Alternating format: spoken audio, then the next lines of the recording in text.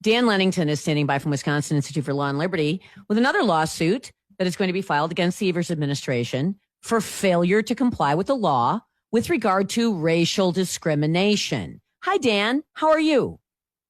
I'm doing great. Thanks for having me on. Do you have DEI fatigue? Because you are the ones that are required to do all of the work on these cases. It's getting kind of old, this story.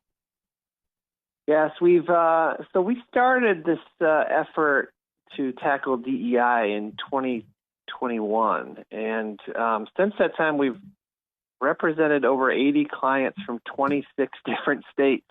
We have filed dozens of lawsuits and legal actions to stop this. It's been very successful, but yes, it just keeps on coming. It just keeps on coming. It never stops. The left is really hard-pressed to give up this idea that we should just view everything in terms of racial groups, and we need to balance out all the outcomes by benefiting some racial groups over others. And until we have equal balance and that we have collectivized our economy, and that we no longer consider individual rights, but we consider collective rights, that they will not be happy. And that actually is, as you can imagine, a very socialist idea. Oh, yes. About and there's never an end. rights. Right. There's never an end. You'll never get to the place where like, okay, we're done. Let's talk about this particular program. It's $250 million. It isn't a $100,000 grant here or there, which is still worth talking about. It's $250 million in a program that says you can have access to this program as long as you check the oppression box that we have decided in state government. You are in an oppressed group, but that doesn't include Asian people or white people. It doesn't include certain other types of people who are, quote, minorities. But if you're Black, if you're a certain type of Hispanic, you're going to be able to access $250 million. Everyone else, forget about it. It's illegal. It's illegal on its face. But here we are, Dan. You got to sue them to make it stop. Yeah, this is, this sounds, just think all the things that the state of Wisconsin has to buy every year. They have to buy all sorts of goods and services. That they build roads and they build prisons and they buy paper and pencils. They buy computers. They have internet service. They buy all sorts of things. The state of Wisconsin spends billions of dollars each year on buying things. And they have this one program called the Supplier Diversity Program, which last year spent $265 million with businesses that were owned only by Black, Hispanic, Native American, or certain types of Asians that the Evers administration thought were worthy of help. And so this money goes to only those businesses. Now, we've found in other cases, and there's studies out there saying whenever there's these sort of preference programs, that it drives up the cost to the taxpayer 25 or 30% in many cases. And so our goods and services become more and more expensive because the contracts are not going to the lowest bidders. The contracts for the state services and supplies are not going to the best companies. They're only going to companies that have the ability to check these certain racial boxes.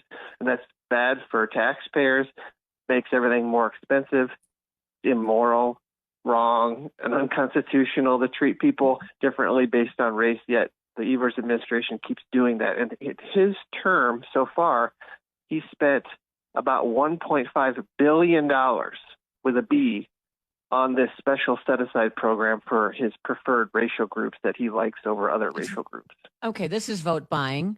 Is one of the things it is. It's also vote buying.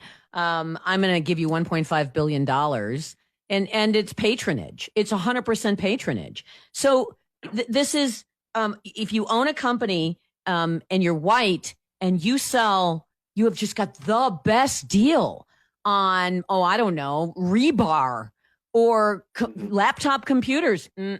Sorry. Yeah. Oh, you can knock the price down by 30%. We're not going to have that. You're not Black. You're not Hispanic. You're not our preferred type of Asian. So we're not going to allow you to even have access to this. we are funding racism. That's what we're doing, to the tune of at least $1.5 billion. Racism. This one program, $265 million. We're paying $265 million to put Wisconsin's marker down for enthusiastic racism. And it's illegal, Dan. How is it not illegal?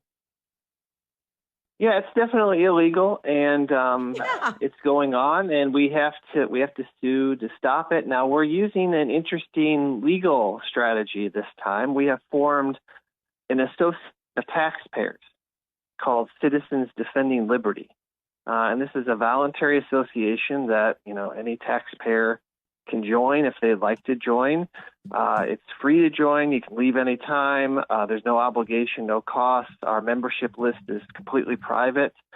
If people who are taxpayers who are fed up with what the government's doing are interested in joining, they can reach out to me, send me an email at dan@will-law.org, and I'd be interested to consider them as a member of this group. But we're using this group to go into state court and to tackle this program, because as we talked about before, Wisconsin has this thing called taxpayer standing, which allows taxpayers to go in and challenge things, and that actually helped out quite a bit during COVID. We got a lot of Evers' COVID rules struck down because taxpayers went into court and said, hey, this is unconstitutional, you have to stop it. And so there's looser rules for suing the government in state court than there is in federal court. So this is our first foray into using a formal group, Citizens Defending Liberty, to go after these unconstitutional programs. And this is going to be the first of many lawsuits that we file. So do you think this will have better sticking power? So, or is this, and I like this idea. You can feel free to, throw out a website if you like, because I want people to join the organization. But will it have better sticking power? So I can see Will going in, winning this lawsuit, and yay. And then the University of Wisconsin system is going to set aside, racial scholarships for law school students or something like that. And Wisconsin Institute for Law and Liberty will have to sue them, and we'll keep doing this like whack-a-mole. Or is the ability of the taxpayers to have standing something that can make this stick better? Yes, it will give us more opportunities, more vectors of attack. And it does feel like whack-a-mole, obviously, but things are better now than they were in 2021 and in 2022. There are fewer DEI programs. There are fewer abuses in this area than there had been. The trend was sort of after the George Floyd summer of 2020. The trend was just off the charts. Everything was about race. Everything was a set aside. Everything was DEI, and we're definitely on the back slope of that. And I think that these lawsuits that we're bringing, we're going to, you mentioned UW-Madison. They definitely do have race-based scholarships, and we do plan to announce something on that very soon.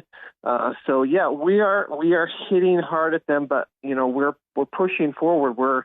We're surging to get rid of these DEI programs, and equality is on the march, and we just can't let up. There's a constitutional amendment that's going to be on the ballot in November that requires equality in all government contracts and government programs and services in Wisconsin. We know that's the law and that's the case, but the voters get to put their stamp of approval on that and put an exclamation point on that legal principle. So that's an opportunity for voters in November. And so, yeah, we have a lot more work to do, but things are getting better.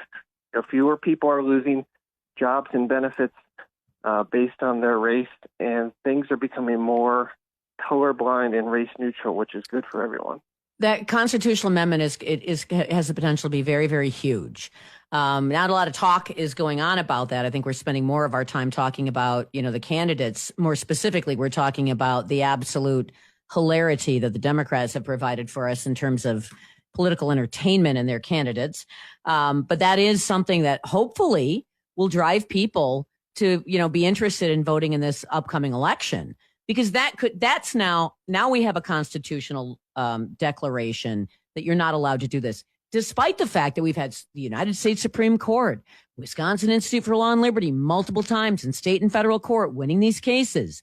The left is so committed to it, and they understand that it's access to power because it's patronage. Go back to what I first said. This is patronage. pay people off. And what this ends up becoming is capacity building. This is voter capacity building for them. And they're using our taxpayer money to do it. And it ticks me off. And I'm sick and tired of it. So I'm very glad that you guys are out there continuing.